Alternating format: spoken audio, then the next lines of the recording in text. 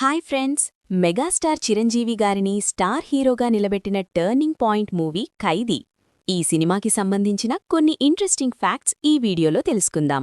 1983 Telugu cinema ఎప్పటికీ గుర్తుంచుకోవాల్సిన సంవత్సరం. ఈ సంవత్సరం తెలుగు సినిమా ఇండస్ట్రీకి సంబంధించిన 2 అద్భుతాలు జరిగాయి.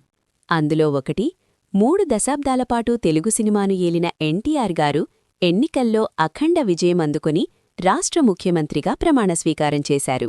ఎన్టీఆర్ గారు వదిలివెళ్లిన నంబర్ 1 స్థానాన్ని భర్తీ చేసే నటుడు ఎవరూ అని అటు ప్రజల్లో ఇటు పరిశ్రమలో ఎక్కడ చూసినా అప్పట్లో ఇదే ప్రశ్న. అలాంటి తరుణంలో అదే ఏడాది మరో అద్భుతం జరిగింది. అదే ఖైదీ. తెలుగు తెరపై మరో తిరుగులేని ప్రస్థానానికి శ్రీకారం చుట్టింది ఈ సినిమా. చిరంజీవిని రాత్రికి రాత్రి స్టార్ను చేసిన సినిమా ఖైదీ. అప్పటివరకు సాధారణ హీరోగా ఉన్న చిరంజీవికి ఈ సినిమాతో సుప్రీం హీరో అయిపోయారు. ఏకంగా నంబర్ 1 స్థానానికే పోటీపడ్డారు. ఈ సినిమాని డైరెక్ట్ చేసిన కోదండరామిరెడ్డితో చిరంజీవి గారు అంతకుముందు 4 సినిమాలు చేశారు. ఖైదీ వీరి కాంబినేషన్లో 5వ సినిమా. ఖైదీ సినిమా తర్వాత వీళ్ల కాంబినేషన్కున్న డిమాండ్ ఇక ఎవరికీ ఉండేది కాదు. ఖైదీ సినిమా తర్వాత ఏకంగా 15 సినిమాలు వీళ్ల కాంబినేషన్లో రూపొందాయి. అసలు ఖైదీ సినిమా కథని ఎన్ని రోజుల్లో రాశారో తెలుసా? కేవలం 4 రోజులు అంటే మీరు నమ్ముతారా? ఎస్, పరుచూరి బ్రదర్స్ కేవలం 4 రోజుల్లోనే స్టోరీ డైలాగ్స్ రాశారు. చిరంజీవి గారు మొదట ఆశ్చర్యపోయారు. ఇంత తక్కువ టైంలో రాసిన కథ అసలు వర్కౌట్ అవుతుందో లేదో అని. కానీ కథ విన్న తర్వాత షాక్ అయిపోయారు. విపరీతంగా నచ్చేసింది చిరంజీవికి. ఇంతవరకు తెలుగు సినిమాలోనూ ఎవ్వరూ టచ్ చేయని సబ్జెక్ట్ కావడంతో వెంటనే ఓకే చెప్పేశారు.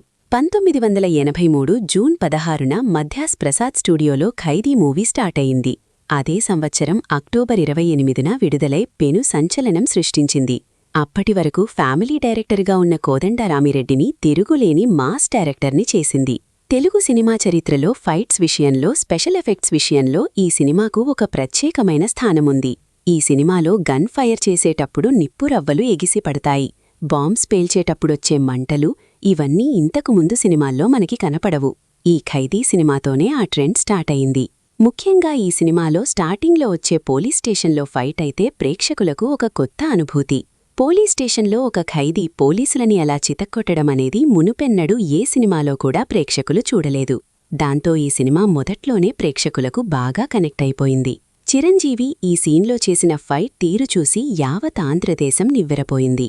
ఒక ఖైదీ తనలోని ఇంత ఆవేశం పెట్టుకుని తను పోలీస్ స్టేషన్లో నుండి ఎలాగైనా తప్పించుకోవాలి అని చేసే ప్రయత్నం చూస్తే తనలో ఎంత పగ ఉంది అనేది మనకి ఇండైరెక్ట్గా తెలుస్తుంది. ఇక ఈ సినిమాలో చాలా సన్నివేశాలైతే హాలీవుడ్ మూవీ ఫస్ట్ బ్లడ్ అనే మూవీ నుండి ఇన్స్పైర్ అయి తీశారట. అందుకు తగ్గట్టు అప్పుడప్పుడే తెలుగు సినీ చరిత్రలో ఎదగాలి అనే తపనతో, కసితో హార్డ్ వర్క్ చేస్తున్న చిరుకి ఈ స్టోరీ పడడంతో చిరంజీవి ఇక తన సత్తా చూపించేశారని చెప్పొచ్చు. చిరు ఈ పాత్రను ఎంతగా ఓన్ చేసుకుని చేశారంటే సినిమాలో ఖైదీ క్యారెక్టర్కి చాలా సింపుల్గా కాస్ట్యూమ్స్ డిజైన్ చేశారట. అది కోదండరామిరెడ్డికి నచ్చకపోవడంతో చిరంజీవి గారు నాకొక ఐడియా ఉంది, 1 గంట టైం ఇవ్వండి అని చెప్పి వెంటనే చిరు వాళ్ల ఇంటికి ఫోన్ చేసి సురేఖ గారితో ఒక టీషర్టు, ఒక నల్లటి ప్యాంటు, బెల్టు పంపించమని చెప్పారట. ఆ తర్వాత ఆ టీషర్ట్ హ్యాండ్స్ చింపేసి ఆ కాస్ట్యూమ్ వేసుకున్నారట. అది చూసి అందరూ షాక్. చాలా బావుంది అని దాన్ని ఫిక్స్ చేశారు. ఇలా చిరంజీవి గారు ఈ సినిమా ఇంతగా ఓన్ చేసుకుని చేయబట్టే ఖైదీకి ఆ లెవెల్ ఇంపాక్ట్ క్రియేట్ అయిందని మనం ఖచ్చితంగా చెప్పొచ్చు. మరి ఇంత సంచలన విజయం సాధించిన ఈ సినిమా బడ్జెట్ ఎంతో తెలిస్తే ఆశ్చర్యపోతారు. అక్షరాల 15 లక్షలు. 36 కేంద్రాల్లో రిలీజైన ఈ సినిమా 20 కేంద్రాల్లో 100 రోజులు ఆడింది. మొదట వారం 34 లక్షలు గ్రాస్ వసూలు చేసి సంచలనం సృష్టించింది.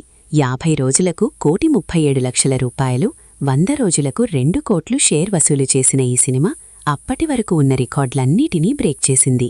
ఇప్పటికీ చిరంజీవి గారి పేరు చెప్తే మొదట గుర్తుకొచ్చేది ఖైదీ. ప్రేమ, పగ, సెంటిమెంట్, సంగీతం ఇలా అన్నీ కలగలిపిన పూర్తిస్థాయి కమర్షియల్ సినిమా ఈ ఖైదీ. అందుకే ఈ సినిమా ఒక సంచలనమయ్యింది, ఒక ప్రభంజనం, ఒక చరిత్ర అయ్యింది. సో ఇదండి ఇవాల్టి వీడియో. మరో ఇంట్రెస్టింగ్ వీడియోతో మళ్ళీ కలుద్దాం. ఈ వీడియో మీకు నచ్చుతుందని ఆశిస్తూ ఈ వీడియోకి ఒక లైక్ చేసి, కామెంట్ చేస్తూ, సబ్స్క్రైబ్ చేసుకుని పక్కనే ఉన్న బెల్ ఐకాన్ కొట్టండి.